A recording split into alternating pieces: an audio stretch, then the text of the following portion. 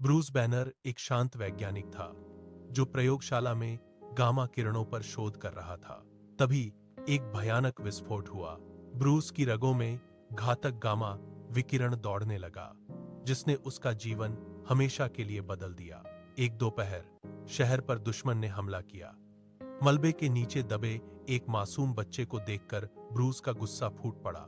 उसकी धड़कनें तेज हुईं, शर्ट फटने लगी और उसकी त्वचा गहरी हरी हो गई। शांत वैज्ञानिक अब विशालकाय हल्क बन चुका था।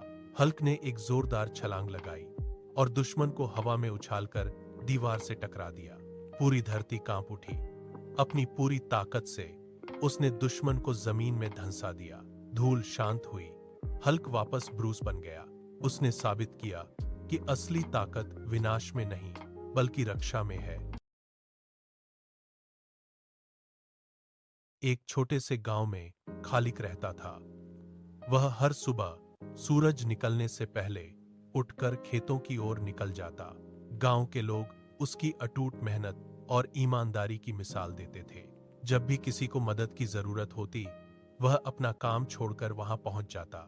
लेकिन हमजा नाम का एक लड़का खालिक की इस लोकप्रियता से जलता था।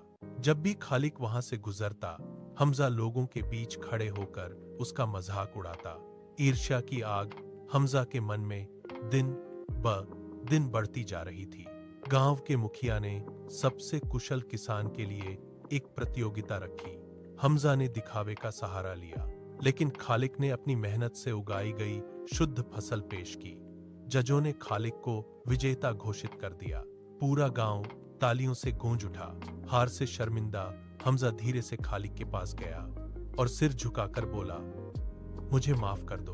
खालिक ने मुस्कुराते हुए उसे गले लगा लिया। उस दिन के बाद से वे दोनों मिलकर खेतों में काम करने लगे। एक छोटे से गांव में सुबह के 4 बजे थे। अली ने मिट्टी के तेल का दिया जलाया और अपनी फटी हुई किताबों के पन्नों को पलटा।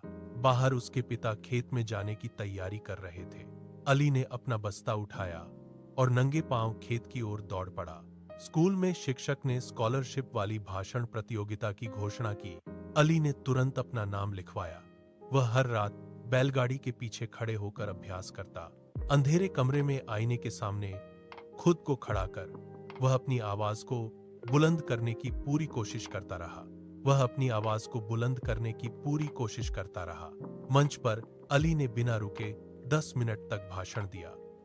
हॉल में सन्नाटा छा गया और अली ने ट्रॉफी जीत ली। घर लौटकर उसने पिता के हाथ से हल रख दिया और कहा, अब मैं पढ़ूंगा और शहर जाकर बड़ा अफसर बनूंगा।